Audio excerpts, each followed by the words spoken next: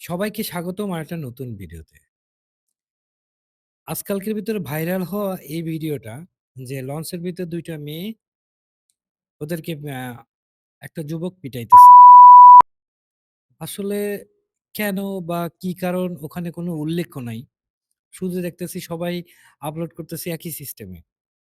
কোনো ক্যাপশন নাই, শুধু পিটাইতেছে দ্যাটস ইট।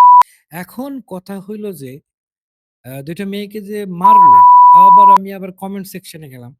দেখলাম ওখানে আসলে ওরা কেউ কোনো ঘটনাটার বিবরণ বলে কিনা। এখানেও কেউ বিবরণ বলল না। বরঞ্চ এখানে কি লেখছে দেখেন সবাই কমেন্টে। সবাই প্রশংসা করতেছে। মারার জন্য যদি এত প্রশংসা কুড়ানো যায়, নিশ্চয়ই তারা কোনো না কোনো কিছু একটা করছে। তা নাহলে তো সবাই তারে প্রশংসা করবে না। তা আসলে এভাবে কি সম্ভব? প্রশ্ন, আমার তরফ থেকে প্রশ্ন, এইভাবে কি সম্ভব? যদি আবার আরেক দিক থেকে দেখি, এভাবেই সম্ভব। এইভাবে যদি দমন করার চেষ্টা করে, তাহলে দেখা যাচ্ছে বাকি যারা আছে, তারা হয়তোবা আ এই সমস্ত যে কর্মকাণ্ড থেকে দূরে থাকবে। তো ঘটনাটার বিবরণ আমি জানি না। যদি জানতে পারতাম তাহলে ডিটেইলস আমি আপনাদের সামনে আনতাম। কিন্তু এইভাবে কোনো মেয়েকে সবার সামনে পিটানোটার আমি সাপোর্ট কোনদিনই করি না। কারণ সবকিছুর জন্য আইন আছে।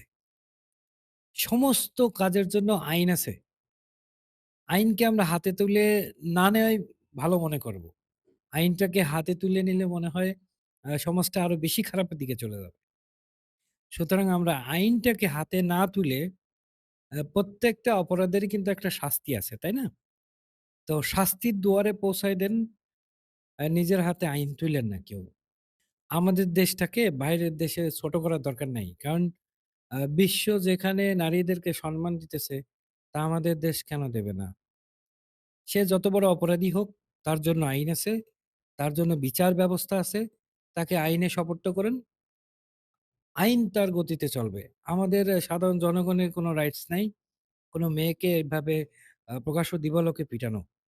তবে যদি কারো ভিডিওটা ভালো লাগে, তাহলে শেয়ার দিয়েন। আর থ্যাংক ইউ।